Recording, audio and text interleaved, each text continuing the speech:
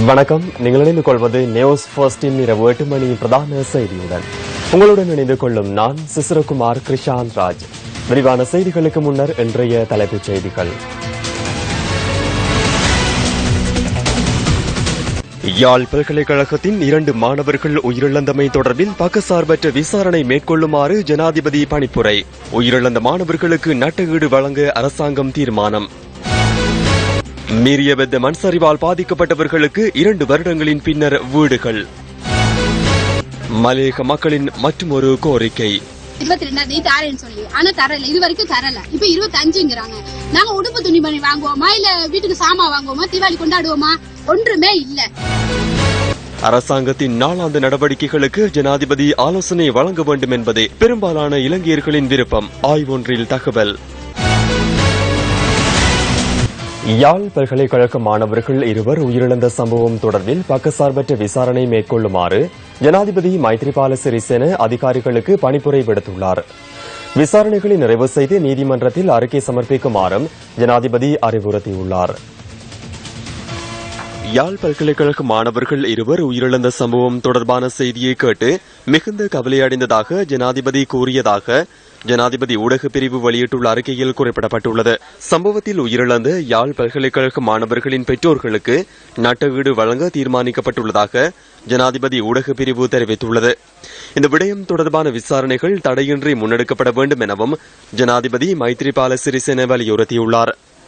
யாழ் பல்கலைக்கழகத்தின் 2 மாணவர்கள் உயிரிழந்த சம்பவம் தொடர்பான விரிவான விசாரணைகள் முன்னெடுக்கப்படுவதாக பிரதி போலீஸ் மா அதிபர் அஜித் ரோஹன நியூஸ் ஃபர்ஸ்டுக்கு தெரிவித்தார்.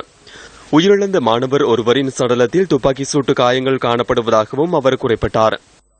இதேவேளை இந்த சம்பவம் தொடர்பில் கைது செய்யப்பட்ட 5 போலீஸ் உத்தியோகத்தர்களும் விளக்கமறியலில் வைக்கப்பட்டுள்ளனர்.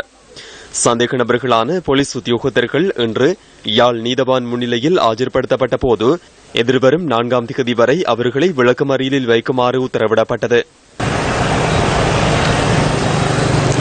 யாழ் காங்கேசன்துறை வீதியில் கொக்குவில் குளப்பிட்டி சந்தையில் பல்கலைக்கழக மாணவர்கள் 2 உயிரிழந்த சம்பவம் தொடர்பில் விசாரணை செய்வதற்காக குற்றப்புலனாய்வு திணைக்களத்தின் விசேட குழுவினர் அங்கு சென்றுள்ளனர். யாழ்ப்பாணத்திலிருந்து சுன்னாகம் நோக்கி மோட்டார் சைக்கிளில் பயணித்துக் கொண்டிருந்த நிலையில் கொக்குவில் குளப்பிட்டி சந்தை பகுதியில் இந்த மாணவர்கள் உயிரிழந்தனர். கிளிநொச்சியைச் சேர்ந்த யாழ் பல்கலைக்கழகத்தின் அரசறிவியல் துறையில் கல்வி பயிலும் 3ஆம் வருட மாணவன் நடராசா கஜன் மற்றும் யாழ் கந்தரோடைய பகுதியைச் சேர்ந்த யாழ் பல்கலைக்கழகத்தின் ஊடக கற்கை மாணவனான பவுன்ராஜ் சுலக்ஷனுமே இந்த சம்பவத்தில் உயிரிழந்தனர். மாணவன் நடராசா கஜனின் பூதவுடல் கிளிநொச்சி பாரதிபுரத்தில் உள்ள வீட்டில் அஞ்சலிக்காக வைக்கப்பட்டுள்ளது.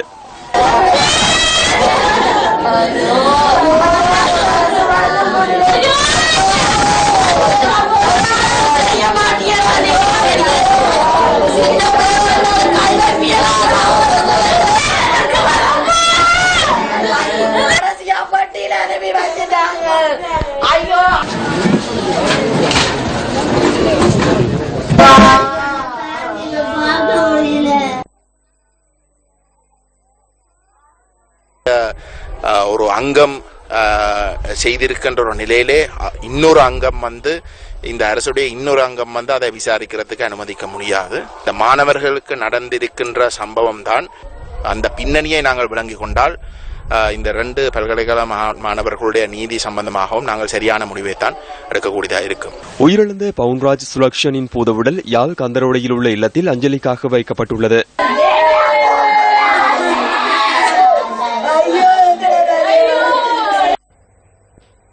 இந்த சம்பவம் தொடர்பில் நீதியான விசாரணை கோரி ஜனாதிபதியின் கவனத்திற்கு கொண்டுவர உள்ளதாக யாழ் பல்கலைக்கழக ஆசிரியர் சங்கம் தெரிவிக்கின்றது.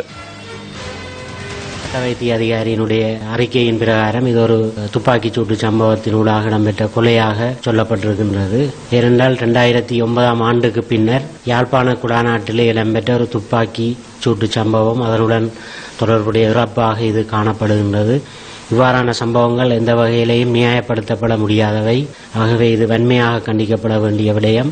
துரிதகதியில் இதற்கான நியாயபூர்வமான சட்ட நடைமுறைகளுக்கு ஊடான ஒரு தீர்வு எங்களுக்கு கிடைக்க வேண்டும் என்ற அறிக்கைகள் உரிய தரப்பினருக்கு ஜனாதிபதி மற்றும் பாதுகாப்பு அமைச்சின் செயலாளர் மற்றும் ஊடகங்களுக்கு நாங்கள் அனுப்புவதாக முடிவெடுத்திருக்கின்றோம். இந்த வியாழக்கிழமை இரவு நடந்த சம்பவம் வன்மையாக கண்டிக்கிறோம். இவர்கள் தங்களுடைய கல்வி நடவடிக்கை செய்வதற்காக பிறகு தாங்கள் வீட்டை போற நேரத்தில் படுகொலை செய்யப்பட்ட எங்களோட பல்கலைக்கழக மத்தியில மாணவர்கள் மத்தியில பாரிய இழப்பா இருக்குது. நாளைக்கு நாங்கள் பாதுகாப்பு தேடி ஆற்ற போற என்ற கட்டாயத்துல இன்றைக்கு இருக்கிறோம்.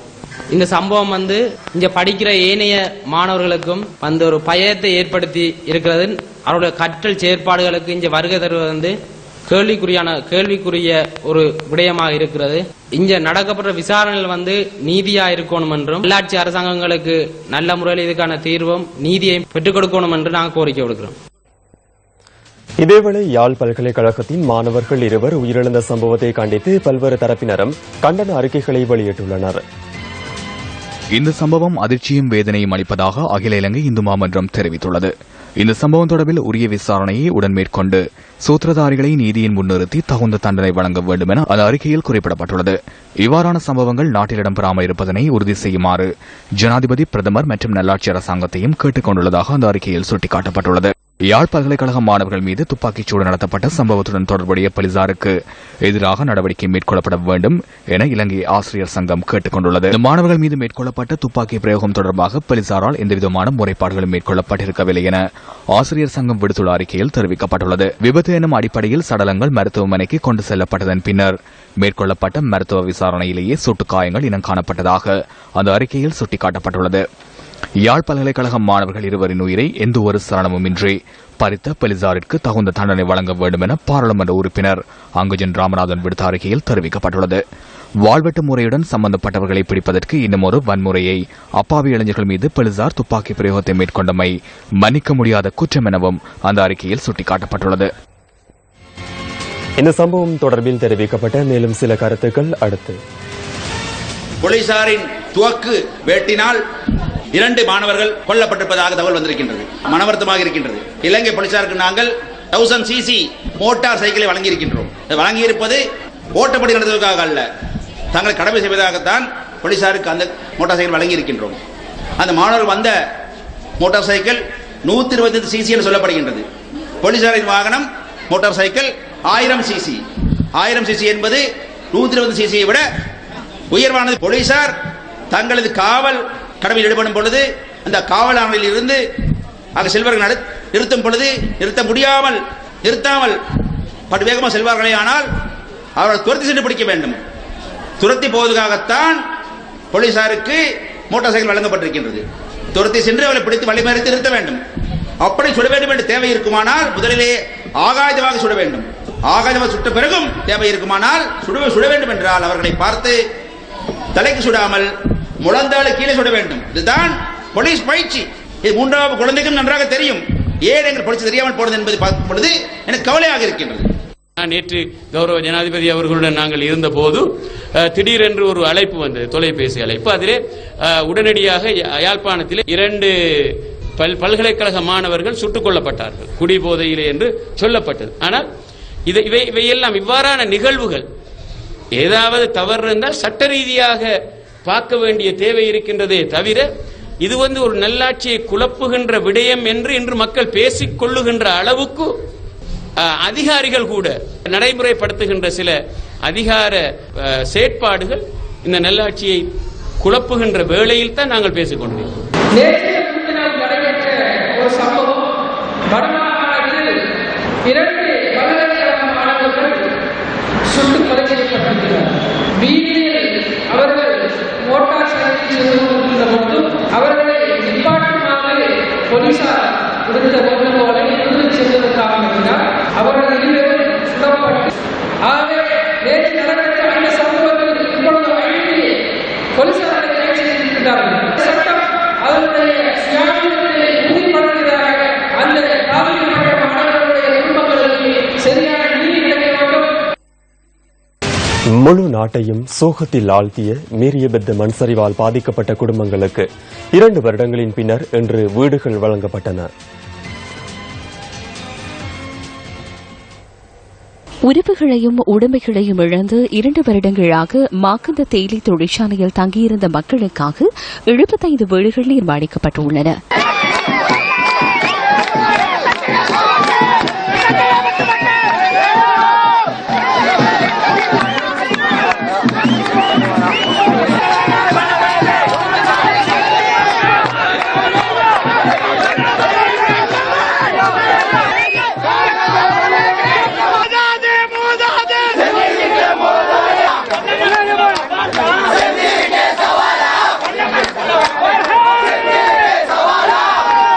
இன்று மாலை நடைபெற்ற வீடுகள் கையளிக்கும் விழாவில் அரசியல்வாதிகள் உள்ளிட்ட பலரும் கலந்து கொண்டிருந்தனர்.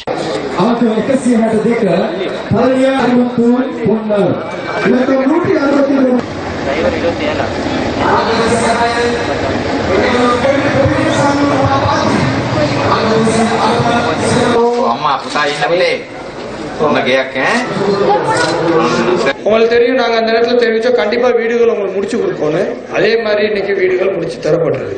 அது மட்டும் இல்லாம இந்த நேரத்தில் சக்தி டிவிக்கு ஒரு நன்றியை தெரிவிக்கணும். நான் நினைக்கிறேன் டிசாஸ்டர் மினிஸ்ட்ரியில இருந்து தேவையான நிவாரண பொருட்கள் வந்து உங்களுக்கு அடைஞ்சிற நேரத்தில் ஒரு தனியார் தொலைக்காட்சியான சக்தி டிவியும் வந்து கிட்டத்தட்ட எனக்கு தெரியும் கண்டெய்னரா வந்து சாமான் இறக்கி கொடுத்தாங்க மக்களுக்கு. இந்த நேரத்தில் அதோட முழுமையாளருக்கு என்னோட நன்றியை தெரிவிச்சுக்கிறேன். அது மட்டும் இல்லாம மறுநாள் உங்களுக்கு தெரியும்னு நினைக்கிறேன், காலம்பரம் 6 மணிக்கே நைட் 8 மணியோட தேடுதல் பணியை நிறுத்திட்டாங்க. காலம்பரம் 6 மணிக்கே தேடுதல் பணியை தொடங்கணும். அந்த நேரத்தில் நுரையிலிய பாராளுமன்ற உறுப்பினர் ரங்கம் வந்திருந்தாப்புல முழு நாள் நம்மளோட சேர்ந்து அன்னைக்கு தேடணும். உங்களுக்கு தெரியும் நினைக்கிறேன். அன்னைக்கு ஒரு 2-3 பேரை மீட்கக்கூடிய வாய்ப்பு இருந்துச்சு. இந்த நேரத்தில் கௌரவ வேலாயுதனை நான் அந்த இடத்துல ஞாபகப்படுத்தணும். ஏன்னா அந்த இடம் நம்ம இன்னொரு இடத்துல ஆரம்பிச்ச வேலை திட்டத்தை அதுக்கு பிறகு ஆட்சி மாற்றத்துக்கு பிறகு இன்னொரு இடத்துக்கு கொண்டாந்தாங்க. இந்த இடத்த வாங்கி கொடுக்கறதுக்கு இன்னைக்கு நம்மளோட இல்லைனாலும் வேலாயுதனை பெரிய பாடுபட்டார். சில பேருக்கு தெரியல ஏன் இந்த வீடு திட்டம் லேட் ஆச்சு சொல்லி. இந்த வீடு திட்டம் வந்து எந்த அமைச்சுக்கு கீழே வரல. அதான் உண்மை. எது எப்படியோ இன்னைக்கு நம்ம என்ன சந்தோஷப்படணும், இந்த மக்களுக்கு 2 வருஷம் கழிச்சாவது வீடு கிடைச்சதுக்கு. 29ஆம் தேதி கொடுக்கறத விட கௌரவ அமைச்சர் அவட கேட்டுக்கிட்டேன், இது தீபாவளி வருது, நீங்க 22ஆவது கொடுத்தா இந்த வீட்டுல தீபாவளி கொண்டாடுவாங்க சொல்லி அதை ஏத்துக்கிட்டு அவர் இன்றைக்கு இந்த வீடு கொடுக்க ஏற்பாடு பண்ணியிருக்காரு. அதே நேரத்தில் சக்தி டிவி நாங்க சொன்ன கோரிக்கையை ஒவ்வொரு நாளும் அதை போட்டு காமிச்சு எங்களை ஊக்கப்படுத்தி அந்த வீடுகளை கொடுக்க வச்சதுக்கு சக்தி டிவிக்கும் மீரியாபத்த மக்கள் சார்பாகவும் மலைய மக்கள் சார்பாக நன்றி சொல்றேன். நான் இன்றைய தினத்திலே சந்தோஷம் மகிழ்ச்சியோடு துக்கமும் கலந்திருக்கின்றது. கடந்த 2 வருடங்களுக்கு முன்பு இந்த நாட்டில் மட்டுமல்ல இந்த முழு உலகத்தையுமே திரும்பி பார்க்க வைத்த எமது உடற்பிறப்புகள், எங்களுடைய தொப்புள் கொடி உறவுகள் மண்ணோடு மண்ணாக மாய்ந்து போனதை எவரும் மறந்துவிட முடியாது. எங்களுடைய மக்கள் இன்னொரு துன்பங்களையும் வேதனைகளையும் கண்ணீரையும் விட்டுக் கொண்ட சூழ்நிலையிலே அனைத்து மலைய அரசியல் தலைவர்களும் ஏனையவர்களும் முழுமையாக ஒன்று சேர்ந்து இந்த மக்களுடைய வாழ்விலே ஒரு மாற்றம் ஏற்படுத்த வேண்டும் என்று அனைவரும் பாடுபட்டதை நாம் மறந்துவிட முடியாது. மிக ரம்மியமான ஒரு இடத்திலே இந்த வீடமைப்பு திட்டம் இன்று ஏற்படுத்தப்பட்டிருக்கின்றது. ஆகவே இதை ஒரு நல்ல அம்சமாக நாங்கள் கொள்ள வேண்டும். நல்லது நடந்திருக்கின்றது, கெட்டதை நல்லதற்கு வழி சமைத்திருக்கின்றது. எனவே இவ்வாறு மலையகம் மாற்றம் பெறுவதற்கு நாங்கள் அனைவரும் ஒன்றாக இணைந்து செயல்பட்டால் இன்று இங்கு எவ்வாறு நீலக்கொடியும் பச்சை கொடியும் ஒன்றாக இணைந்து இங்கே வீசிக்கொண்டிருக்கின்றதோ அதே போல் மலையகத்திலும் ஒரு மாற்றத்தை ஏற்படுத்தக்கூடிய அந்த நிலைமை இப்பொழுது ஏற்பட்டிருக்கின்றது. 2014 அக்டோபர் 29ஆம் திகதி நாட்டு மக்களை மாத்திரமன்றி சர்வதேசத்தையும் சோகத்தில் ஆழ்த்திய நாள். தீபாவளியை மகிழ்ச்சியாக கொண்டாடி சில நாட்கள் கடந்த நிலையில் கொஸ்லாந்தை மீரியபெத்த தோட்ட மக்கள் இயற்கையின் கோர தாண்டவத்தினால் துவண்டு போயினர். வியர்வையை உரமாக்கி நாட்டிற்காக பாடுபட்டவர்கள் உறவுகளையும் உடைமைகளையும் மண்ணுக்குள் தொலைத்து செய்வதறியாது அனாதரவாகினர். சற்றும் எதிர்பாராத தருணத்தில் அனைத்தையும் இழந்து நின்ற எம்மவர்களுக்கு மக்களோடு இணைந்து நேசக்கரம் நீட்டுவதற்கு வரையறுக்கப்பட்ட கேபிட்டல் மகாராஜா நிறுவனம் சக்தி சிரச நிவாரண யாத்திரையை முன்னெடுத்தது. மக்கள் வழங்கிய நிவாரணப் பொருட்களை தடைகள் சவால்களை தாண்டி பாதிக்கப்பட்டவர்களின் கரங்களில் சேர்ப்பதற்கு அன்று நாம் நடவடிக்கை எடுத்தோம். We are here for the people, not because of the DMC or anybody else. Okay? What he has done is completely wrong. To switch his phone off and go off is absolutely irresponsible. I just want to say that to you for the record.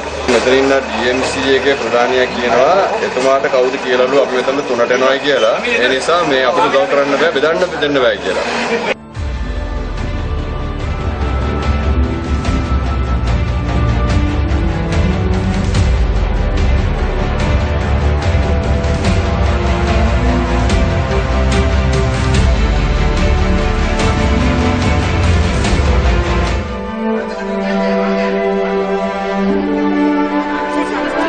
கடந்த 2 வருடங்களாக மாகந்த தேயிலை தொழிற்சாலையில் மீறியபெத்த மக்கள் எதிர்நோக்கிய சொல்லுண்ணா துயரங்களை நாம் நாடறிய செய்தோம்.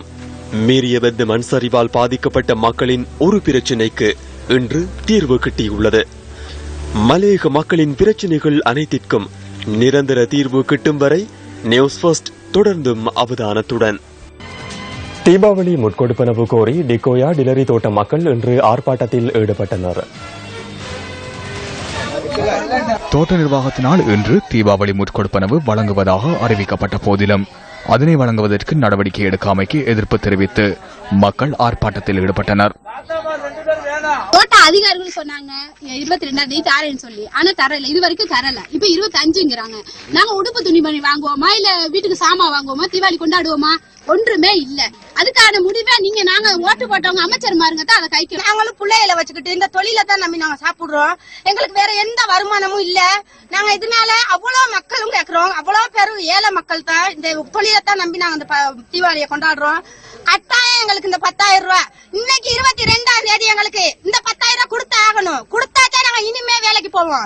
இல்லன்னா எங்களுக்கு தீபாவளி வேணா நாங்க வேலைக்கு வர மாட்டோம். மலையகத்துல உள்ள மக்கள் மட்டும்தான் கைக்கிறோம். எங்களுக்கு இன்னைக்கு கொடுத்தா ஆகணும் 22ஆம் தேதி. 25ஆம் தேதி கொடுத்து எங்களுக்கு தீபாவளி ஒண்ணு வேணாம். ஒப்பந்தம் கை சேர்த்தப்பட்ட பிறகு இந்த 10,000 ரூபாய் தீபாவளி அட்வான்ஸ் தரேன்னு சொன்னாங்க. அதை இப்ப தோட்ட நிர்வாகம் 25ஆம் தேதி தரேங்கிறாங்க. எங்களுக்கு 25ஆம் தேதி இப்ப தாரேன்னு சொல்றாங்க. அதை நாங்க அந்த 3 நாள்ல வாங்கி தீபாவளி எப்படி கொண்டாட போறோம்? மாத்தளை மாவட்ட தோட்ட தலைவர்கள் மற்றும் சமூக நீதிக்கான மலையக வெகுஜன அமைப்பினர் இணைந்து கலந்துரையாடல் ஒன்றை ஏற்பாடு செய்திருந்தனர். தீபாவளி முட்கொடுப்பனவு தொடர்பில் இதன்போது கலந்துரையாடப்பட்டது. 1000 ரூபாய் சம்பளம் காட்டி கொடுக்கப்பட்டிருப்பதை போலவேதான் இந்த தீபாவளிக்கான முற்பணமும் காட்டி கொடுக்கப்பட்டிருக்கின்றது. சென்ற வருடம் 15,000 ரூபாய் தருவோம் என்று கூறிய அரசாங்கம் 4,500 ரூபாயிலே அவர்களுக்கான அந்த கொடுப்பனவை கொடுத்து காட்டி கொடுத்தார்கள். இந்த வருடமும் 10,000 என்று கூறிக்கொண்டு 4,500 ரூபாயிலே தான் கொடுப்போம் என்று கூறிக்கொண்டிருக்கின்றது தோட்ட நிர்வாகங்கள். சம்பள உயர்வு தொடர்பான கூட்டு ஒப்பந்தம் கைச்சாத்திடப்பட்ட போதிலும் தமது எதிர்பார்ப்புகள் இன்னும் பூர்த்தி செய்யப்படவில்லை என தோட்ட தொழிலாளர்கள் தெரிவிக்கின்றனர். நம்புங்க நம்புங்க நம்புங்கன்னு சொன்னீங்க. நம்பி என்ன சார் எங்களுக்கு கொடுத்தீங்க? ஒண்ணுமே இல்ல. உங்களை நம்பி 13 நாள் வேலை போயிருச்சு, எங்களுக்கு சம்பளம் போச்சு, காசு போயிருச்சு, எல்லாமே போயிருச்சு. எங்களுக்கு அதை ஏரியாஸ் வாங்கி கொடுத்தா சரி, 18 மாசம் ஏரியாஸ் கொடுத்தா சரி, ஒரு சல்வார் எங்க பிள்ளைங்களுக்கு வாங்கி கொடுப்போம். ஆனா இனிமே யாரும் ஓட்டு கேட்டு எங்க வீட்டு பக்கம் வந்துறாங்க. இந்த 106 ரூபாய் சந்தா மட்டும் நாங்க கொடுக்குறோம். எங்களுக்காக பேசுறதுக்கு யாருமே இல்ல. அந்த 730 ரூபாய் சைன் பண்ணிருக்கீங்க. 730 ரூபாய் எங்களுக்கு எதுக்கு சார்? எங்களுக்கு தேவையில்ல. 50 ரூபாய்க்காக 19 மாசம் நாங்க கஷ்டப்பட்டோம். 730 ரூபாய் தாரேன்னு சொல்லி இதுக்காக நாங்க போராடல. நீங்க தானே அமைச்சர்மார்கள் எல்லாம் சேர்ந்து தானே சொன்னீங்க உங்களுக்கு 1000 ரூபாய் தோட்ட தொழிலாளிக்கு வாங்கி தாரேன், உங்களுக்கு இந்த தாரேன் அந்த தாரேங்க. இது வரைக்கும் எங்களுக்கு கொடுத்தா பாடில்ல. அதுல 50 ரூபாய் தான் எங்களுக்கு கூட்டி கொடுத்துருக்கீங்க. தவிர அந்த 50 ரூபாய் எங்களுக்கு எதுக்காக அந்த பேசி எங்களுக்கு முடிச்சு ஒப்பந்தம் பண்ணி கொடுத்துருக்கீங்க. எங்களுக்கு அந்த சம்பளம் வேணாம், எங்களுக்கு பத்தாது. தோட்ட தொழிலாளிக்கு அந்த சம்பளத்துக்காக நாங்க பிள்ளைங்களே படிக்க வைக்க இயலாது. நாங்க கடைக்கு போனா சாமான் கொடுக்க மாட்டேங்கிறாங்க. நாங்க எப்படி சாப்பிடுறது? எங்களால முடியாது சாப்பிடுறதுக்கு. இப்ப 1000 ரூபாய் இல்லாத 730 ரூபாய்க்கு கொடுத்துக்கிறீங்களே, எங்க பிள்ளைகளுக்கு ஒரு சப்பாத்து வாங்க முடியுமா? அந்த சந்தா பணத்தை வாங்கி பேக்கில் போட்டுக்கிட்டு எங்களை காட்டி கொடுத்துக்கிட்டு இந்த மாதிரி ஒருத்தருக்கும் தெரியாத ஒப்ப வச்சுக்கிட்டு நீங்க காலத்தை கழிச்சுக்கிட்டு போறீங்க. நாங்க என்ன செய்வோம்? இந்த ஏழை பாவம் உங்களை சும்மா கூடாது. இலங்கை அரச வர்த்தக கூட்டுத்தாபனத்தின் அம்பாறை மாவட்டத்திற்கான கிளை நிறுவனம் சாய்ந்தமருதில் நேற்று திறந்து வைக்கப்பட்டது. இந்த நிகழ்வில் உள்ளூராட்சி மாகாண சபை அமைச்சர் ஃபைசல் முஸ்தபா மற்றும் வர்த்தக கைத்தொழில் அமைச்சர் ரிஷாட் பதியுதீன் ஆகியோர் கலந்து கொண்டிருந்தனர். உங்களோட பிரச்சனைகள் பத்தி பேச உங்களுக்கு சபாவோட தேவை. கட்டாயமா நாங்க உங்களோட சபாவை பார்ப்போம். சிக்கல் வந்தா நீங்கள் பேசணும். உங்களுக்கு சிக்கல் வந்தா நாங்க பேசணும். எந்த அரசியல் நான் ஸ்ரீலங்கா சுதந்திர கட்சி, நான் எல்லா மக்களோட நல்ல எந்த இயக்கத்துல முஸ்லிம்ஸ், தமிழ், சிங்கள எல்லாம் இருக்கு. அப்படி இருந்தாலும் முஸ்லிம் மக்களுக்கு சிக்கல் இருந்தா அது பற்றி பேச நாங்கள் பயமில்லைன்னு நான் சொல்றேன். உங்களுடைய பெரிய தேவை இந்த சாய்ந்தமருது நகரசபை. இதை வைத்து சில அரசியல் செய்யலாம். தலைமுறையில் நமது சமுதாயத்தையும் சாய்ந்தமருது நமது சமுதாயத்தையும் பிரித்தாட நினைக்கின்றவர்களுக்கு நான் ஒரு செய்தியை சொல்ல விரும்புகின்றேன். ஒருபோதும் தலைமுறையை வாழ்கின்ற நமது சமுதாயம் பாதிக்கப்பட நாங்கள் இடம் கொடுக்க மாட்டோம் என்பதையும் இந்த இடத்திலே நான் சொல்லி வைக்க விரும்புகின்றேன். இருக்கிறேன். ஏனென்றால் தமிழ் மக்களையும் முஸ்லிம்களையும் தூண்டிவிட்டு தேர்தல் காலங்களிலே இனவாத விஷத்தை கட்டி அரசியல் செய்கின்ற ஒரு நாசகார கூட்டம் ரெண்டு தரப்பிலும் இருக்கிறார். ஒரு தேர்தல் நடக்குமாக இருந்தால் தனியான நகரசபை கிடைத்த பிறகுதான் பிரதேச சபை தேர்தலோ நகரசபை தேர்தலோ மாநகர சபை தேர்தலோ நடக்கும் என்ற உண்மையை உங்களுக்கு கூறிக்கொண்டு விடைபெறுகிறேன். பல வருடங்களாக தூய்மையான நீரின்றி சிரமங்களை எதிர்நோக்கிய காலி அம்பேகமுவ வெஸ்டிஸ் கிராம மக்களுக்கு மக்கள் சக்தி 100 நாள் திட்டத்தினூடாக இன்று தூய குடிநீரை வழங்க முடிந்தது. சிவப்பு நிறமாக உள்ளதால் அதனை குடிக்க முடியாது. நீங்கள் செய்த உதவிக்கு இதயபூர்வமாக நன்றி தெரிவிக்கின்றோம். அரசாங்கத்தினால் புறந்தள்ளப்பட்ட இவ்வாறான விடயங்களை மக்கள் சக்தி திட்டத்தினூடாக நிவாரணமாக நீங்கள் செய்து வருகின்றீர்கள். சுனாமியின் பின்னர் பல வருடங்களாக சுத்தமான குடிநீரின்றி சிரமப்பட்ட பெஸ்டிஸ் கிராமத்தில் சுமார் 80 குடும்பங்களைச் சேர்ந்த மக்கள் வாழ்கின்றனர். மக்கள் சக்தி 100 நாள் திட்டத்தினூடாக வழங்கப்பட்ட நீர் திட்டத்தினூடாக இவர்கள் பயன்பெறவுள்ளனர்.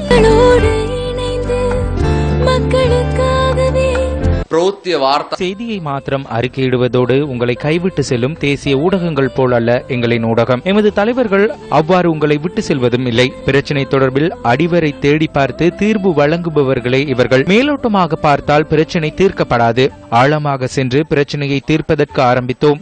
இவை அனைத்தும் ஊடகவியலாளர்களின் உதவியுடன் மேற்கொள்ளப்பட்டுள்ளன. வீதிகளை புனரமைப்பது இவர்களின் வேலை அல்ல.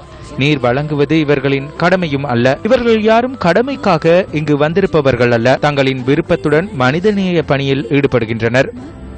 நாட்டின் சுற்றாடலை பாதுகாக்கும் நோக்கில் முன்னெடுக்கப்படும் மரநடுகை மற்றும் புத்தகங்கள் பகிர்ந்தளிப்பு திட்டமும் இங்கு இடம்பெற்றன.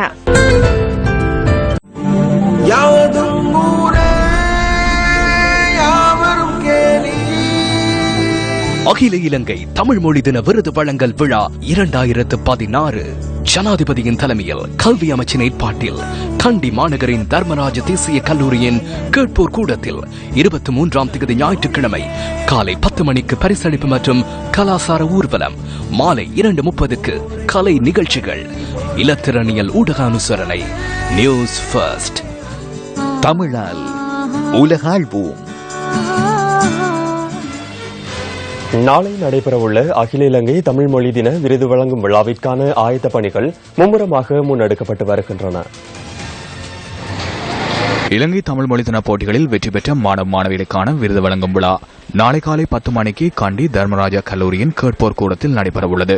இந்த விழாவிற்கு ஜனாதிபதி மைத்ரிபால சிறிசேன தலைமை தாங்குவதுடன் கல்வி அமைச்சர் அகிலவிராஜ் காரியவசம், கல்வி ராஜாங்க அமைச்சர் வேலுசாமி ராதாகிருஷ்ணன் மற்றும் மத்திய மாகாண முதலமைச்சர் சரத்தேக நாயக் ஆகியோர் கலந்து கொள்கின்றனர். இதற்கான ஆயத்த பணிகள் இன்றைய தினம் இடம்பெற்றன. இந்த விழாவிற்கான ஊடக அனுசரணை நியூஸ் ஃபர்ஸ்ட் வழங்குகின்றது. இவ்விழாவில் 375 மாணவர்கள் பரிசளிப்பு விழாவில் பரிசுகளை பெற உள்ளனர். இவ்விழாவின் போது நாட்டிய நிகழ்ச்சிகள், கலை நிகழ்ச்சிகள் மற்றும் பல நிகழ்ச்சிகள் இங்கு நடைபெறுவதற்கு ஆயத்தங்களை நாங்கள் மேற்கொண்டுள்ளோம். நீங்கள் அனைவரும் இங்கு இவ்விழாவிற்கு வருகை தந்து சிறப்பிக்குமாறு கேட்டுக் கொள்கின்றேன்.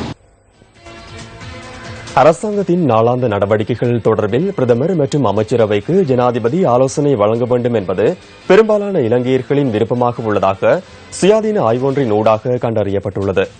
அரசியலமைப்பு திருத்தம் தொடர்பான அறிவு 1.1% இலங்கையர்களுக்கே காணப்படுவதாக அந்த அறிக்கையில் குறிப்பிடப்பட்டுள்ளது.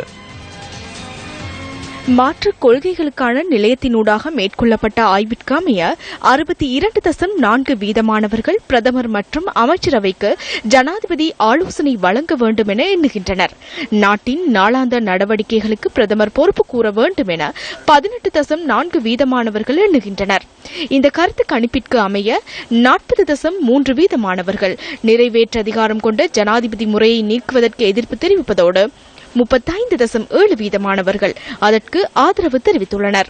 24% இந்த விடயம் தொடர்பில் எவ்வித கருத்தையும் முன்வைக்கவில்லை. இந்த கருத்து கணிப்பிற்கு அமைய இலங்கை சனத்தொகையில் 25% குறைவானவர்களுக்கே அரசியலமைப்பு திருத்தம் தொடர்பில் புரிந்துணர்வுடன் உள்ளனர். அரசியலமைப்பு திருத்தம் ஒன்று மேற்கொள்ளப்படுகின்றமை தொடர்பில் தாம் அறியவில்லை என பெரும்பாலானவர்கள் கூறுகின்றனர். இலங்கையில் தேசிய அரசாங்கம் ஒன்று கட்டியெழுப்பப்பட்டுள்ளதா என மாற்றுக் கொள்கைகளுக்கான நிலையம் கேள்வியொன்றை எழுப்பியிருந்தது.